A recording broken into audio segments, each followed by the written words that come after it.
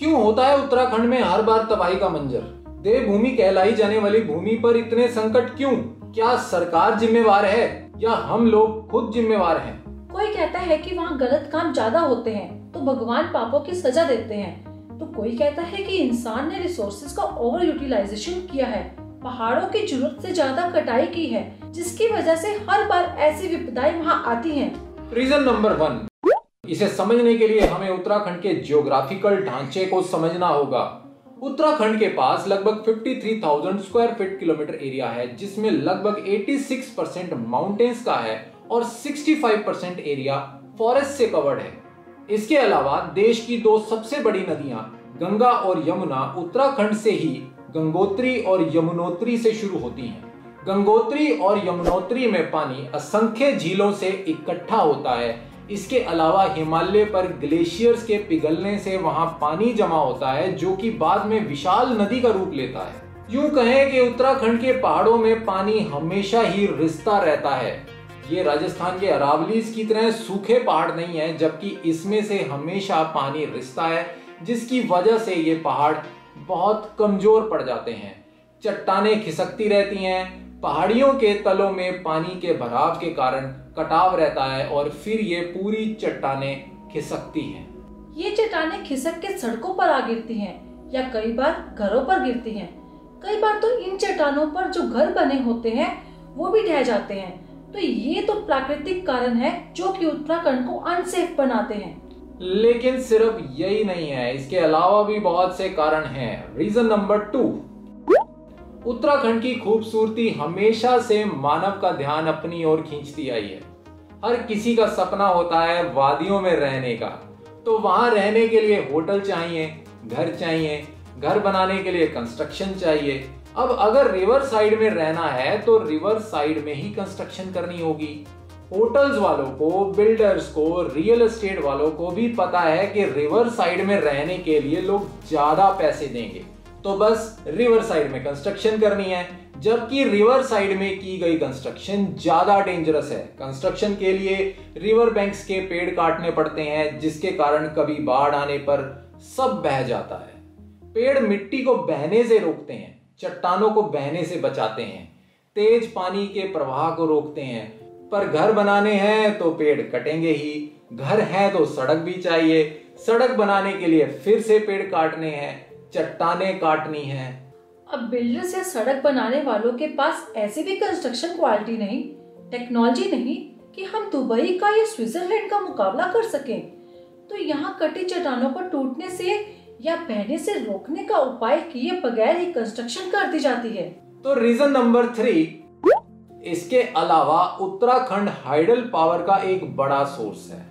भरपूर मात्रा में पानी है, नदियां हैं, तो देश भर को बिजली सप्लाई का काम उत्तराखंड कर सकता है। इसके अलावा उत्तराखंड का मेजर सोर्स ऑफ इनकम भी टूरिज्म और हाइडल पावर है। और भी क्यों ना, पेट तो पालना ही है, लेकिन डैम्स बनाने के लिए पहाड़ काटने पड़ते हैं, पानी जमा करना पड़ता है, पेड़ काटने पड़ते हैं, तो ये अपने आप में एक विरोधाभास है। रीजन नंबर 4, इसके अलावा आस्था के स्थल भी इन आपदाओं में एक बड़ा रोल प्ले करते हैं। लगभग सभी ऊंची चोटियों को आस्था का प्रतीक माना जाता है। पहाड़ों के शीर्ष पर बहुत से बड़े मंदिर बने हैं, जैसे अमरनाथ, केदारनाथ, वैष्णो देवी, कैलाश मानसरोवर इत्यादि, जिसकी वजह से इन ऊंची चोटियों पर सैलानियों का जमावड़ा बना रहता है। इन सैलानियों के लिए पेड़ और पहाड़ काट कर रास्ते बनाए जाते हैं, होटल्स बनाए जाते हैं। साथ ही ये सैलानी अपने साथ बहुत सारा कचरा, प्लास्टिक आदि ले जाते हैं, जिन्हें वो पहाड़ों पर ही फेंक देते हैं, जिसकी वजह से भी प्रकृति को नुकसान होता है, पॉल्यूशन होता है। इंसान का आस्था को प्रकृति से ऊपर मानना भी एक बड़ा कारण है। आस्था अपनी जगह है, पर कोई भी आस्था के नाम पर की गई एक्टिविटी नेचर को या किसी को भी नुकसान पहुंचाती हो, तो ऐसी आस्था का कोई फायदा नहीं है। धर्म जोड़ने के लिए होता है, मानवता की भलाई के लिए होता है। आस्था के प्रतीक बनाने का मकसद इन प्लेसेस को सिक्योर करना रहा होगा, ताकि लोग नदियों और पहाड़ों को गंदा ना करें। पर आज का मानव आस्था के बेसिक फंडामेंटल्स को इग्नोर करके आस्था के नाम पर ही गंद फैला रहा है। जिस गंगा को हम पवित्र मानते हैं, उसी को ही मैला करते हैं। 2013 में आई महात्रासदी में 6000 लोग लापता हो गए थे या मारे गए थे। उस त्रासदी में रिवर बैंक्स पर बने लाखों घर, होटल्स ढह गए थे। अलकनंदा हाइड्रो पावर के पावर स्टेशन में पानी भर गया था, लेकिन किसी तरह से डैम टूटने से बच गया था। कुछ बातें जो बाद में निकल कर आई वो ये थी कि जहां जहां जल भराव हुआ वहां उस पानी में एल्यूमिनियम शीट्स और सरिया बहुत ज्यादा था। पानी के साथ साथ ये लोहा भी गोली की रफ्तार से बह रहा था, जिससे कि कह सकते हैं कि इस बाढ़ को और भयानक बनाने में पुअर क्वालिटी बिल्डिंग्स का ज्यादा योगदान था, जिसने मानवता को नुकसान पहुंचाने के साथ साथ डेवलपमेंट प्रोजेक्ट्स, हाइड्रो प्रोजेक्ट्स और रोड्स आदि को भी बहुत भारी नुकसान पहुंचाया था।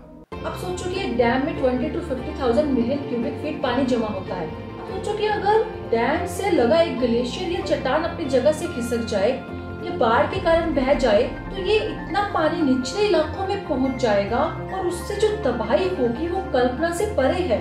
जिस बिजली की हम जरा भी परवाह नहीं करते, उसे बनाने में कितना जोखिम उठाना पड़ता है। पेड़ जो काटते हैं वो अलग, पर्यावरण को जो नुकसान है वो अलग, साथ ही इन इलाकों में रहने वाले लोगों की जिंदगी हमेशा जोखिम से भरी रहती है।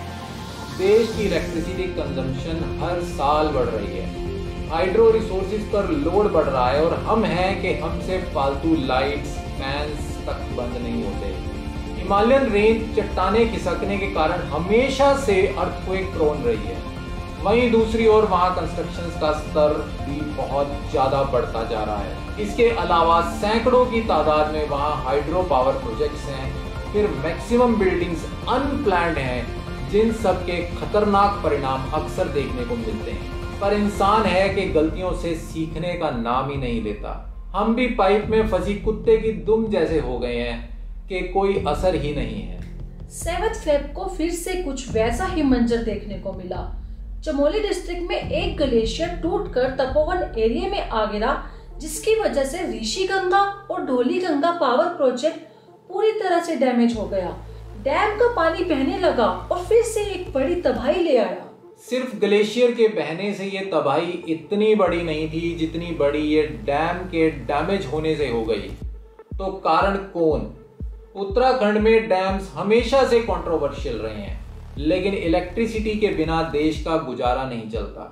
हमें और हमारी सरकारों को जरूरत है इस पर मंथन करने की, पहाड़ी इलाकों में बिल्डिंग क्वालिटी को इम्प्रूव करने की, डैम्स की कंस्ट्रक्शन को और बेहतर तरीके से करने की, आस्था के नाम पर भी हो रहे प्रकृति के शोषण को रोकने की। तो दोस्तों, ये थी एक छोटी सी कोशिश उत्तराखंड में आने वाली प्राकृतिक आपदाओं को एनालाइज करने की और पॉजिटिव पॉसिबल सॉल्यूशंस को खोजने की। अगर आपको ये वीडियो अच्छा लगे तो इसे लाइक करें, शेयर करें और उन लोगों तक पहुंचाएं जो किसी न किसी तरह नेचर का एक्सप्लॉयटेशन कर रहे हैं। चैनल को सब्सक्राइब करें अगर आप फ्यूचर में और भी एजुकेशनल कम एंटरटेनमेंट वीडियोस देखना चाहते हैं।